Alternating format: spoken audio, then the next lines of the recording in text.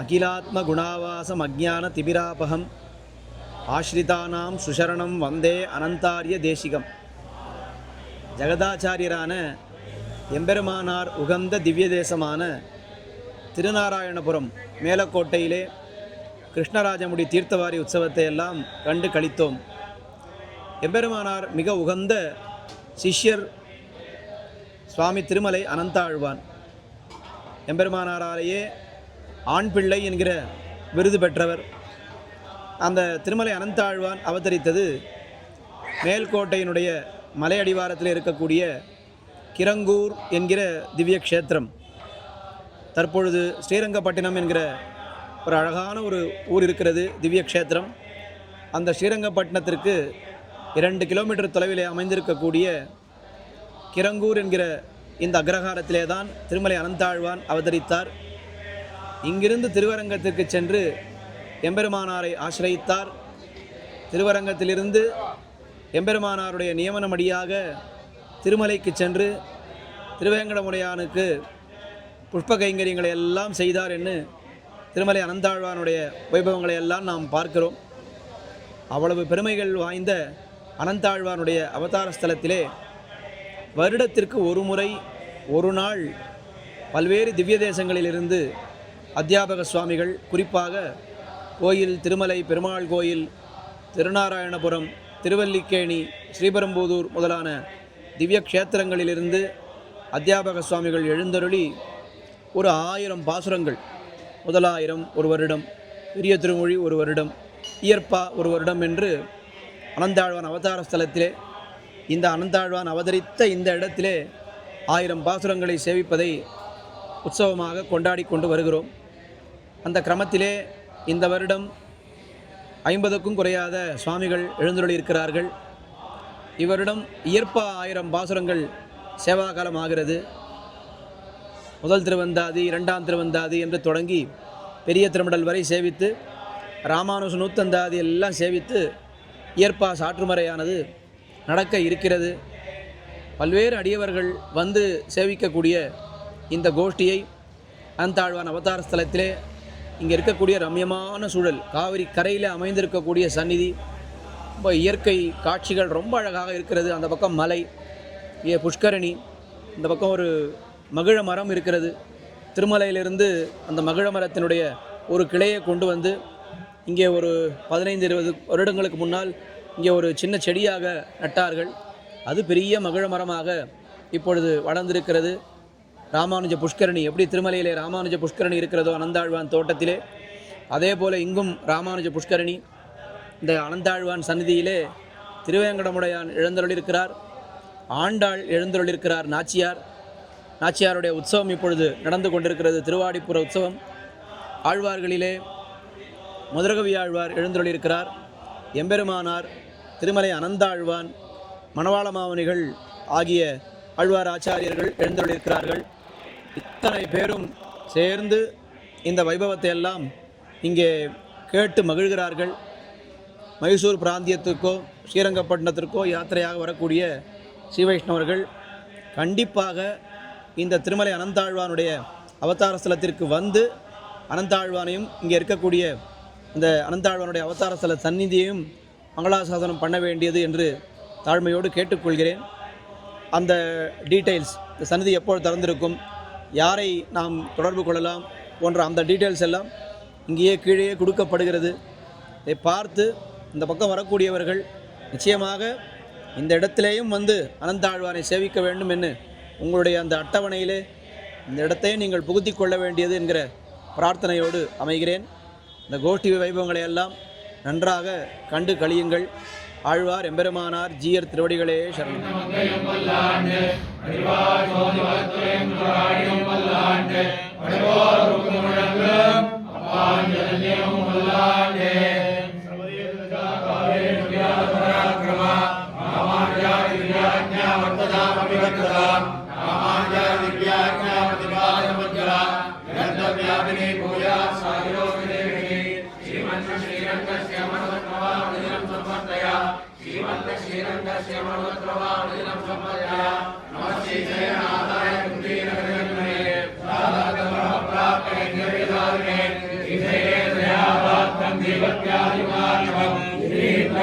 வந்தே ரம்யா மாதரம் மணியன் பாடிவாய் மழைப்பிள்ளை மாதரவாய் வாழணும்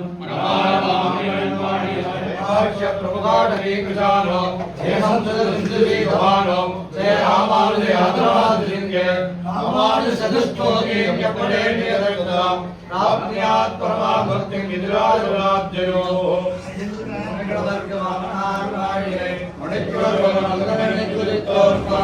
இந்த காரியக்கிரமம் நடப்பது குருவாச்சாரியர்கள் அனைவருடைய திருமணத்துக்கும் உகந்ததாக இருக்கும். அதிலே ஸ்ரீ சிவநாராயண சுவாமியுடைய சப்ததி மகோத்சவத்தை முன்னிட்டு அடி அந்த சுவாமியை சேவிக்கணுங்கிறதுக்காகத்தான் இங்கு வந்தேன். ஆனா முன்னமே இந்த உற்சவம் நடக்கிறதுங்கிறத சுவாமி சாதித்திருந்தார். நம்முடைய சம்பிரதாயம் தமிழகத்தோட மட்டும் சுருக்கப்பட்டது. அதற்கு வெளியிலெல்லாம் பிராமண சித்தாந்தம் எவ்வளவு தூரம் எல்லாருக்கும் தெரியும் அப்படின்னு நம்முடையவர்களுக்குள்ளேயே சில சமயம் சந்தேகங்கள் எழலாம். ஆனா அது காலப்போக்கில் அப்படி தோற்றம் அளிக்கிறதே தவிர அதை ஒரு ஆபாத பிரதிநிதின்னு தான் சொல்ல வேண்டும். உண்மையில் பார்த்தால் சிவ வைஷ்ணவ சம்பிரதாயம் பாரதத்திலும் சரி வேற தீபங்களிலேயும் நன்கு பரவி இருப்பதாகத்தான் தெரிகிறது. புராணங்கள் எல்லாம் பார்த்தால் சப்த தீபத்திலேயும் எந்தெந்த பெருமாள் இருக்கார், யார் ரிஷிகள் எல்லாம் இருக்கிறார்கள், அங்கு என்ன ஓதப்படுகிறது, இந்த பெருமைகள் எல்லாம் சொல்லப்படுகிறது. அப்படி இருக்கிறச்சே நாம தான் அதை ஏதோ ஒரு மாநிலத்துக்குள்ள அடங்கி இருப்பதாக நினைத்து கொண்டு விடுகிறோம். விஷ்ணுங்கிற சப்தத்துக்கு அர்த்தம் பார்க்கும் போதே எங்கும் நிறைந்தவர் தான் கிடைக்கிறது. விஷ்ணு எங்கெங்கெல்லாம் இருக்கிறாரோ வைஷ்ணவம் அங்கெங்கெல்லாம் இருந்துதான் ஆக வேண்டும். அத சுவாமி ராமானுஜர் தன்னுடைய முக்கியமான பணியாக கொண்டு ஆசேத்து ஹிமாச்சலம் எங்கும் பிரயாணம் பண்ணினது முதல் பெருமை. நம்ம குரு பரம்பரையில் பார்த்தாலே சாரதா பீடத்துக்கு சென்றார். அங்கிருந்து போதாயன விருத்தி கிரந்தத்தை பெற்றார்னு சொல்லுகிறோம். இது போல சின்ன சின்ன விஷயங்கள் மட்டும்தான் காணப்படுகிறது. ஆனால் அது சின்னதாகவே இருந்தாலும் அதை நாம நன்னா உள்வாங்கிக் கொள்ள வேண்டும். காஞ்சிபுரமாக இருக்கட்டும், ஸ்ரீரங்கமாக இருக்கட்டும், திருவல்லிக்கேணி, திருமலை, இதை போல முக்கியமான திவதேசங்கள் ஸ்ரீ வைஷ்ணவ திரள் நன்கே உள்ளது. ஆனா அதோட தான் இருக்குன்னு நினைத்துக் கொள்ளாமல் நம்ம அனைவருக்கும் மற்றொரு பொறுப்பும் உள்ளது. அந்த பொறுப்புக்கு சாட்சி தான் இப்போது இங்கு வந்திருப்பது. திருமலையில போய் கைங்கரியம் பண்ணுவதும் ஆண்டுதோறும் நடத்துவதும் இங்கு வந்து நடத்துவதும் இதெல்லாம் எதற்கு ஸ்மாரகம், எதற்கு நினைவாகன்னு சொன்னால், ஒருபுறம் இது அனந்தாழ்வானுடைய அவதார ஸ்தலம், அதனால் நடக்கிறது உண்மை. அதோடு கூட தேச விதேசங்கள் கூட. இங்க விதேசம்னு சொல்லும் போது அது ஏதோ வெளிநாடுங்கிற அர்த்தத்துல சொல்லல, தீபமாக கூட இருக்கட்டும். அது எந்த தீபத்திலேயும் ராமானுஜ வைபவம் உண்டு, சீவையிட்டம் உண்டு. வெளி தீபத்திலேருந்து ஒரு பிள்ளை அவனுக்கு பேச கூட முடியாது, ரொம்ப நாளா காணாம போயிருந்தான். அவன் வந்து இருக்கும் போது நீ எங்க இருந்து வந்தேன்னு கேட்கறச்சு, நான் ஏதோ தீபத்திலேருந்து வந்திருக்கேன், ஆனா உடையவர் மகாத்மம் என்னன்னு தெரிஞ்சுதான் அவன் பேசினான்னு குரு பரம்பரை எல்லாம் பாக்குறோம். அப்படி இருக்கும்போது அந்த அளவுக்கு அது பல்கி பெருகி இருந்தது உண்மை. அது நாம இப்ப செய்யணும், நாடு நாடா எடுத்துட்டு போகணுங்கிறது முக்கியம் இல்லை. இப்படி பறந்திருப்பதுதான் நம் சீவையிட்டவ சம்பிரதாயம். நாம புரிஞ்சுட்டா போதும். அதை புரிந்து கொள்கிறா போலதான் இந்த உற்சவம் அமைந்திருக்கிறது. உடையவர் இங்க வந்து எழுந்தருளி இருந்ததுங்கிறது 12 வருஷங்கள். அது முடிஞ்சு போய் 1012 வருஷம் கிட்டத்தட்ட ஆகிவிட்டது. ஆனா அப்படி இருந்தாலும் அந்த 12 வருஷத்தினுடைய அது ஏற்படுத்தின பாதிப்பு, தாக்குதல் நம்ம பாதிப்புன்னு சொன்ன உடனே தப்பான பாதிப்புன்னு அர்த்தம் பண்ணிக்கூடாது. அதனால என்னென்னலாம் மாற்றங்கள்லாம் வந்திருக்கோ அதை புரிஞ்சுக்கிறதுக்கு இது ஒரு நல்ல சந்தர்ப்பம். அதை போல வடக்க போய் என்ன செய்தார்? ஸ்லோகம் சொல்லச்சே ஸ்ரீரங்க கரிசல மஞ்சானகிரி தார்க்ஷாத் மாதவ ஸ்ரீகூர்மம் புருஷோத்தமஞ்ச பத்ரி நாராயணம் நைமிஷம் ஸ்ரீமத் பாரவதி பிரயாக மதுரா அயோத்தியா கயா பட்டம் தாளகிராமகிரி விஷய பெறமதே ராமானுஜோயம் முனிகிரி எல்லா இடத்தையுமே சொல்லிவிடும். இது மாநிலத்துல 1-2 மிச்சமே இல்லை, எல்லாத்தையும் தான் சொல்லப்பட்டிருக்கு. சாரதா பீடத்திலேருந்து வைபவம் இருக்குன்னு சொல்றோம். அப்படிங்கிற உண்மைப்பட்டதுனால் நாம சற்று எல்லா இடத்துலையும் போய்தான் கைங்கரியம் பண்ணணுங்கிறதுக்கு தான் திருமலையிலே ஏற்பாடு செய்யப்பட்டு இங்கேயும் ஏற்பாடு செய்யப்பட்டிருக்குன்னு அதை நாம புரிஞ்சுக்கணும். வடுக நம்பிகள் ஆந்திர பூர்ணர்னு பெயர் வச்சிருந்தார்னு தெரிகிறது. இந்த சுவாமி இங்கேருந்து எழுந்தருளின சுவாமி அனந்தாழ்வான் சுவாமி. எப்போ ஒவ்வொரு இடத்துல இருந்து ஒரு மாதிரிக்காக ஒரு ஆச்சாரியன்றவர் இருக்கிறாரோ, 74 சேர்ந்தது அவர்களெல்லாம் பச்ச போகிறோங்கிறது ஒருபுறம் உண்மை. ஆனா எதற்காக கர்நாடகத்திலேருந்து ஒருத்தர் இருக்கார், ஆந்திரத்திலேருந்து ஒருத்தர் இருக்கார், காஷ்மீரத்திலேருந்து ஒருத்தர் இருக்கார்னு சேர்க்கிறார்னு பார்க்கும்போதே அதுல சுவாமிக்கு நோக்கம் இருக்குன்னு அர்த்தம். அப்ப இது எல்லா இடத்திலையும் தான் இருக்க வேண்டும்.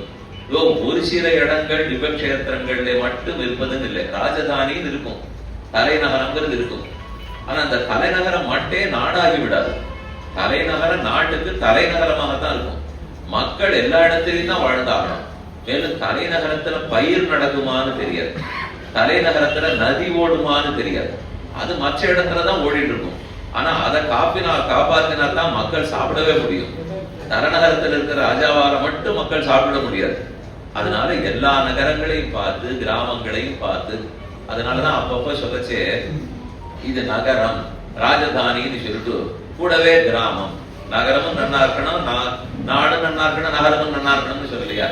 அதை போல இதை நன்கு எடுத்துக்கொண்டு சுவாமி போல் வாழலாம், இதற்கு முனைந்து இங்கு வந்து ஆண்டுதோறும் நடத்தணும் அப்படின்னு செஞ்சதே பெரிய விஷயம், நிஜமா போற்றத்தக்கது.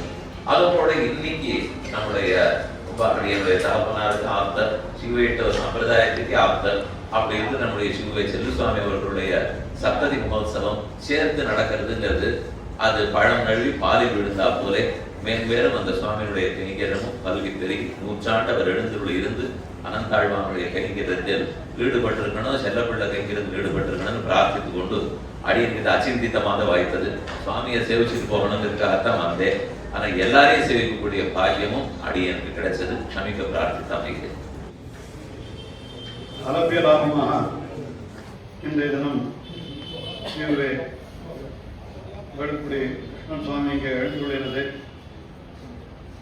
இது நான் இந்த வருடம் கிட்டத்தட்ட 12வது வருஷமா இந்த இது நடக்கிறது. அனந்தாழ்வானுடைய 960வது வருஷத்திலிருந்து ஆரம்பித்து இங்கே நித்தியம் ஒரு நாள், அதாவது வருஷத்தில் ஒரு நாள் சேவை செய்வது, சேவா காலம் செய்வது என்கிற கிரமம் ஏற்பட்டு 12 வருஷமாக நடந்து வருகிறது. இன்றைய தினம் நமக்கு ஸ்ரீ வேலுக்குடி கிருஷ்ணன் சுவாமி எழுந்தருளி இந்த புகழ்ச்சி பல்லாண்டு நடக்க வேண்டும் என்று மங்களாசாசனம் செய்வது நம்முடைய பரம பாக்கியம். அந்த சுவாமிக்கு சம்பாவனை செய்யும் பண்ண வேண்டும் என்று அடியேன் பார்க்கிறேன். ஸ்ரீமான் ஸ்ரீமலை திருமலை அனந்தாழ்பிள்ளை ஸ்ரீரங்கம் சிவநாராயண சுவாமியினுடைய சப்ததி பூர்த்தி மகோத்சவமானது நேற்றைய தினம் சஸ்தானமான திருநாராயணபுரத்திலேயும் இன்றைய தினம் ஆச்சாரிய அவதாரத்தலமான கிரங்கூரிலேயும் விசேஷமாக நடைபெறுகிறது. சுவாமியுடைய கைங்கரியங்கள் வாச்சா மகோச்சரம் நிறைய சுவாமி கைங்கரியம் பண்ணியிருக்காருன்னு நம்ம எல்லாம் கண்கூட பார்த்து கொண்டிருக்கிறோம். அடியனுக்கு தோன்றின ஒரே ஒரு விஷயத்தை மட்டும் இங்கே விண்ணப்பிக்கிறேன். பொதுவாக எம்பெருமானுடைய ஒரு திருநட்சத்திரமோ அல்லது ஆழ்வார்கள் ஆச்சாரியர்கள் திருநட்சத்திரமோ எல்லா இடத்துலையும் நாம் கொண்டாடி கொண்டிருக்கிறோம். ஸ்ரீ ஜெயந்தின்னு எடுத்தா எல்லா ராத்திரியும் ஸ்ரீ ஜெயந்தி, எல்லா ஊர்களிலேயும் ஸ்ரீ ஜெயந்தி கொண்டாடுறோம். ஸ்ரீ ராமநவமின்னு சொன்னா எல்லா ஊர்களிலேயும் கொண்டாடுகிறோம். அம்மாழ்வார் சாத்துமுறை, எம்பெருமானார் சாத்துமுறை, ஆச்சாரியர்கள் சாத்துமுறை எல்லாம் நாம கொண்டாடுகிறோம். அப்ப பெருமானுடைய உற்சவங்கள், ஆழ்வார் ஆச்சாரியர்கள் உற்சவங்கள் நாம கொண்டாடுகிறோம். இங்க இன்னைக்கு என்ன வாய்ப்பு இருக்கிறது அப்படின்னு கேட்டா, நம்ம சுவாமியினுடைய ஒரு சப்ததி உற்சவத்தை எம்பெருமான்கள் கொண்டாடுகிறார்கள் அப்படின்றத கண்கூடா பார்க்கிறோம். எப்படி கொண்டாடுறா? நேத்திக்கு திருநாராயணபுரத்திலே 4000 திவ்ய பிரபந்த சேவை சாத்துமுறை. 4000 சாத்துமுறையானது நேற்று நடத்தப்பட்டது. அதனால செல்வநாராயண பெருமாள், அதாவது திருநாராயண பெருமாள், செல்வநாராயணன் ஆகியோர் இந்த உற்சவத்தை கொண்டாடினார்கள். இதே சமயத்திலே நேற்றைய தினம் காலை பெருமாள் கோயிலிலே 4000 கிரமத்திலே சேவை நடந்து பெருமாள் 4000 திவ்ய பிரபந்த சாத்துமுறையை கேட்டறினார்.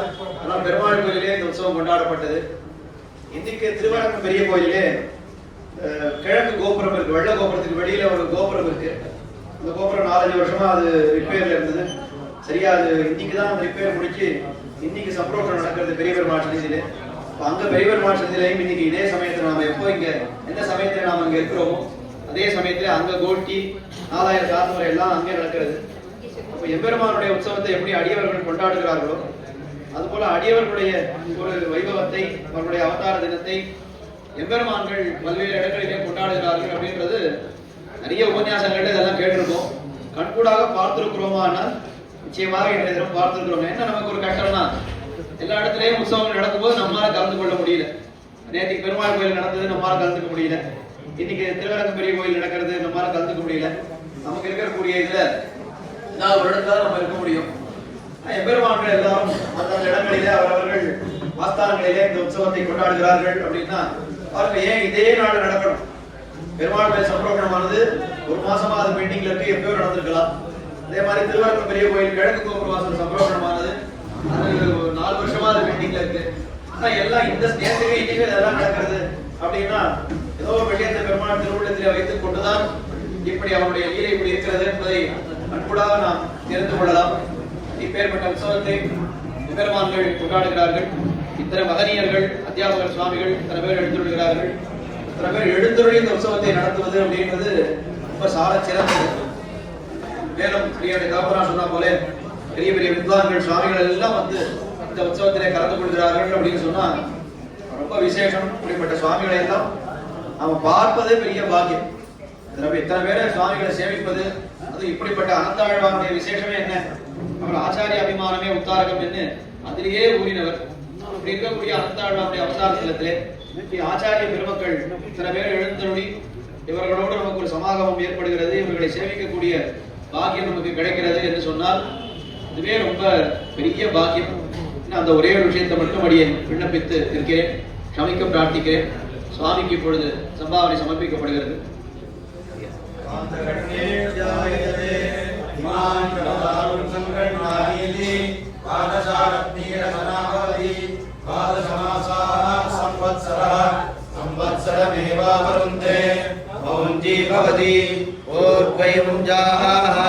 ऊर्ध्वमेवावरुन्ते चित्रा नक्षत्रं भवति चित्रं वा एतत् कर्म यदश्वमेव समृद्धे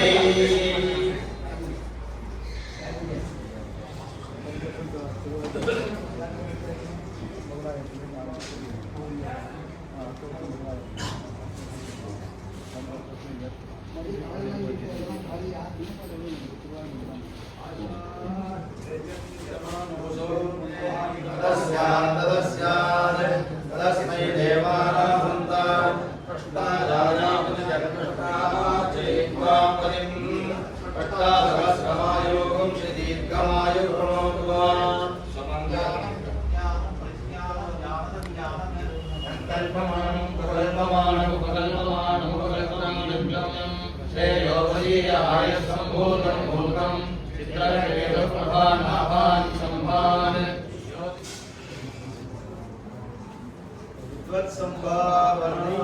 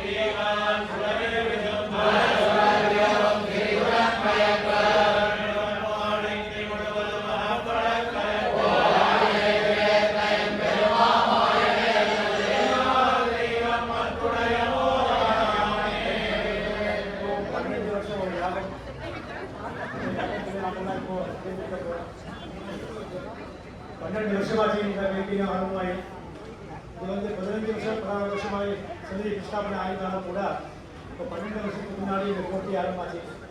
முதல்ல திருவாரூர் ஆயிரம் மட்டும் சரித்து பேசி கொடுத்தது. அப்புறம் சுவாமியுடைய நிமிடத்தினால ஒவ்வொரு வருஷமும் ஒரு 1000 சொல்லிட்டு அந்த மாதிரி ஒரு ஏற்பாடு வந்ததுனால இப்போ இப்போ 3 ஆவணத்தை வச்சுக்கலாம். 3 ஆவணத்தை ஆகிட்டு ரொம்ப ஆச்சரியமான சன்னிவேஷம். சுவாமியோட தான் ரொம்ப விசேஷமாக போட்டியில் அனுபவிச்சு நான் நேற்று கூட ரொம்ப ஆச்சரியமான கோட்டி 2 கோட்டி பெரிய குடிசையில் ஒரு கோட்டி அப்புறம் சன்னிதியில் ஒரு கோட்டி உங்கள் உத்தேசம் அதுதானே ஓகே திருநாராயணபுரத்தில் ஒரு கோட்டி அனுபவிக்கிறோம், இந்த ஆனந்தாவாசத்தில் ஒரு கோட்டி அனுபவிக்கிறோம் அப்படிங்கிறதாங்க சங்கல்பம். அந்த சங்கல்பத்தை வச்சு சுவாமி எல்லோரும் கூட இந்த கோட்டியில் வந்து நினைச்சிட்டிங்களா இந்த சந்தர்ப்பத்தில் ஆகாரமோ இல்லை வசதியோ இல்லை காஃபி டீயோ இல்லை வித்தியாசம் தெரியாது. பார்க்க வேண்டிய நம்மளுக்கு கஷ்டமே வாங்கிடுது. எல்லாம் சௌக்கியம் பார்த்து தண்ணி விட்டுருக்கு. ஏதாவது தொந்தரவு இருந்தால் அதெல்லாம் கொடுத்துட வேணும். இந்த விசேஷம் அப்படின்னு கேட்டாக்கா புது முன்செல் சொல்லலாம். சுவாமியெல்லாம் புதுசாக எழுதிட்டுருக்கா. சுவாமி சில பேர் இல்லை இது புதுசாக எழுதிட்டுருக்கா. அதான் ரொம்ப சந்தோஷமாக இருந்துச்சாலும் எல்லாருக்கும் கூட புதியத்தாலும் கூட கையெல்லாம் கை மாறுது.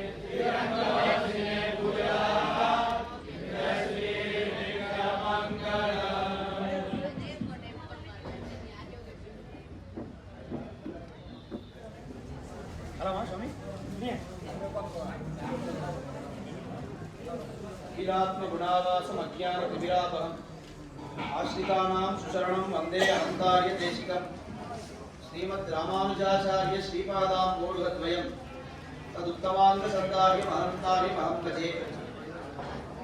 ஜெகதாச்சாரியரான எம்பெருமானார் மிகவும் உகந்த திவ்ய தேசமான திருநாராயணபுரம் மேலக்கோட்டை, அந்த திவ்ய தேசத்தினுடைய மலை அடிவாரம் என்று சொல்லும்படியான ஒரு இடத்திலே எம்பெருமானார் மிக உகந்த சிஷ்யரான திருமலை அனந்தாழ்வாருடைய அவதார ஸ்தலம் அமைந்திருக்கிறது. கிரங்கூர் என்று இன்றைக்கு அழைக்கப்படுகின்ற ஊர் திவ்ய கஷேத்திரம். அந்த காலத்திலே சிறுபுத்தூர் என்று இந்த அக்ரகாரத்திற்கு திருநாமம். ஆச்சாரியரான எம்பெருமானார் அவதரித்தது பெரும்பூதூர், சிஷ்யரான திருமலை அனந்தாழ்வான் அவதரித்தது சிறுபுத்தூர் என்று ரொம்ப அந்த பேரிலேயும் ரொம்ப பொருத்தம். நிறைய ஒற்றுமைகள் உண்டு எம்பெருமானாருக்கும் அனந்தாழ்வானுக்கும் பார்த்து வருகிறோம். அதுல இன்னொரு அழகான ஒற்றுமை என்ன தெரிவிக்கிறார்கள் என்றால், எம்பெருமானார் ஆதிசேஷ அவதாரம் என்ன, அது எல்லாம் ரொம்ப பிரசித்தமான விஷயம். அனந்தாழ்வான் ஒரு இடத்திலே ஆதிசேஷனுடைய அவதாரம் என்று ரொம்ப சூச்சகமாக காட்டும்படியாய் ஒரு ஐதீகம் பார்க்கிறோம். இந்த சரித்திரம் எல்லாருக்கும் தெரிந்திருக்கும். அனந்தாழ்வான ஒரு பாம்பு ஒன்று கழிச்செடுத்து, ஆனா அவர் மருந்து எதுவும் போட்டுக்காம கைகரியத்தை தொடர ஆரம்பித்து விட்டார். உடனே எல்லாரும் கேட்டாலும் மருந்து போட்டுக்கலையான்னு. உடனே அனந்தாழ்வான் தெரிவித்த வார்த்தை, கடித்த பாம்பு வலிதாதி விரைஜையிலே நீராடி பரமபதநாதருக்கு கைங்கரியம் செய்கிறோம். கடியுண்ட பாம்பு வலிதாகில் சுவாமி புஷ்கரணி கோனேரியிலே தீர்த்தமாடி திருவேங்கடமுடையானுக்கு கைங்கரியம் பண்ண போறோம்.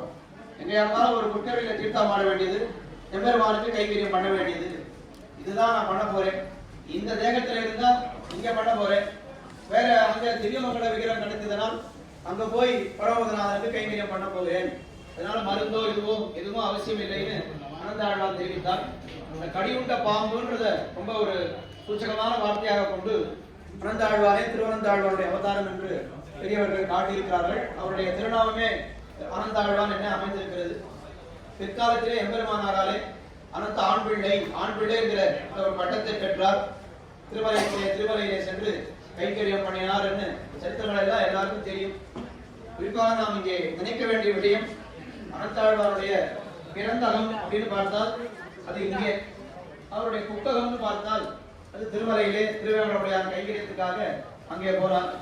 அதனால இங்க அனந்தாழ்வாருடைய வம்சத்திலே வந்த சுவாமிகள் எல்லாரும் சேர்ந்து இன்னும் ஒரு அழகா ஒரு ஏற்பாடு பண்ணியிருக்காங்கன்னா, 950வது திருநட்சத்திரம் முதல் அவருடைய புத்தகமான திருமலையிலே ஒரு நாள் வைபவோத்சவம் நடப்பது என்று அது ஒரு 23-24 வருடங்களாக நடந்து கொண்டு வருகிறது. புத்தகத்தில் பண்றமே பிறந்தகத்தை கொண்டாட வேண்டாமான்னு பிறந்தகத்திலேயும் அது ஒரு இப்போ சுவாமி தெரிவித்தார் போல சரியா 12 வருடம், அதாவது 950 திருமலையில் ஆரம்பித்தோம். 960 இருந்து இங்க அவதாரஸ்தலத்தில் ஆரம்பித்தோம். 2014 2013 ஆரம்பித்தோம். நடுவில் ஒரு வருஷம் அந்த கொரோனானால அது தடைப்பட்டு போயிடுது. அது இல்லைன்னா 12வது வருடம் 3 ஆவர்த்தி 4000 திவ்ய பிரபந்தம் அனந்தாழ்வாருடைய அவதார ஸ்தலத்தை சேவித்த இந்த பாக்கியம், இந்த ஒரு பெருமை யாருக்குன்னா சுவாமிகள் உங்களைத்தான் சேரும். இந்த பெருமை நான் சுவாமிகள் எல்லாரும் இதுக்குன்னு ஒரு 2 நாள் ஒழிச்சுட்டு வந்துட்டு எங்க அவ்வளவா ஊர்களில் உற்சவங்கள் இருந்தாலும் அதையெல்லாம் விட்டுட்டு இந்த 2 நாள் அனந்தாழ்வானுக்காகவும் மலையில செல்வப்பிள்ளை கைங்கரியத்துக்காகவும் சுவாமிகள் அத்தனை பேரும் எழுந்தருளி 3 முறை 4000 திவ்ய பிரபந்தத்தை சேவித்திருக்கிறோம் அப்படின்றது ரொம்ப பெரிய விஷயம். அடிக்கடி நினைத்துக் கொள்ளக்கூடிய விஷயம். பெரிய பெரிய ஆச்சாரியர்கள் சன்னிதியிலே எல்லாம் நடந்துடுறது 4000.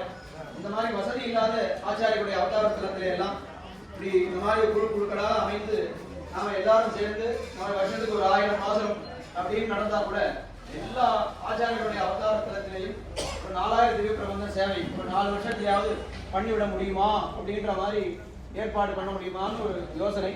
அது ரொம்ப பெரிய கட்டமான காரியம்தான். சுவாமிகளுடைய ஒரு சகாயமும் இன்னும் அவ கொடுக்கக்கூடிய ஆலோசனைகளும் இருந்தால் அதையும் நடத்தலாம். அப்படி விசேஷமாக நடந்தது. சுவாமி முதலே தெரிவித்தார் 12வது வருஷம் அப்படின்னா வேதத்துல தீர்க்க சத்திரம்னு ஒரு யாகம் சொல்லியிருக்கோம். 12 வருஷம் தொடர்பிடாம அந்த தீர்க்க சத்திரம்னு நடக்கணும். இந்த தீர்க்க சத்திரத்தை பத்தி நாம தெரிஞ்சுக்கணும்னா போக போற இடத்துல அதை பத்தி தெரிஞ்சுக்க போறோம். அதான் பண்ணிட்டு இருக்கா தீர்க்க சத்திரம் 12 வருஷமா பண்ணிட்டு இருக்கா. அதாவது 12 வருஷமா இல்ல, இப்போ ஒரு 5-6 வருஷமா பண்ணிட்டு இருக்கா. 12 வருஷம் தொடர்ந்து பண்ணக்கூடிய யாகம் அது நிறைய ஒரு பலன்கள்லாம் சொல்லியிருக்கு. இங்கே நடந்தது ஒரு தீர்க்க சத்திரம்னு சொல்லணும். 4000 லிட்டர் வந்தது. இங்கே நாம் 12 வருடங்களாக 3 முறை இங்கே சேவித்து முடித்தது அப்படின்றது அது ஒரு பெரிய தீர்க்க சத்திரம். அதுக்கு ஏதோ ஒரு ஐதீகமான ஒரு பலன்கள்லாம் இங்கே லோகத்திலே கிடைக்கக்கூடிய பலன்கள்லாம் அங்கே சொல்லியிருக்கா. இல்லை ரொம்ப அதிகமாக இது சொர்க்கத்தை கொடுப்பா.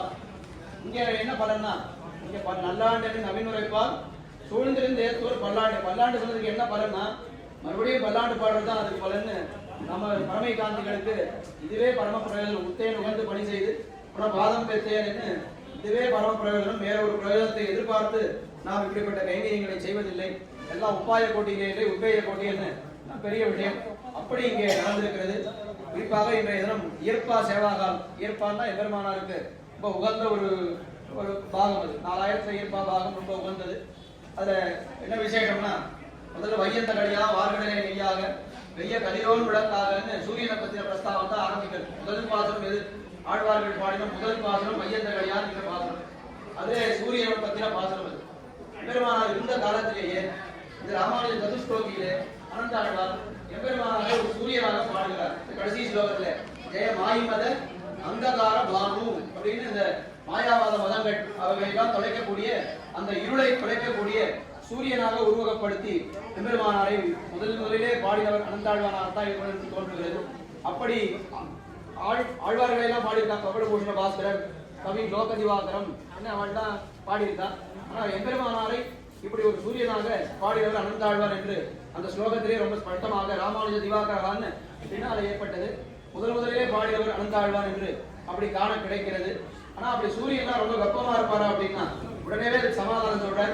ஜெய சம்ஸ்கிருத சிந்து சீதபானோ என்று ரொம்ப அடியவர்களுக்கு சந்திரனை போல குளிர்ச்சியாக இருக்கக்கூடியவர்.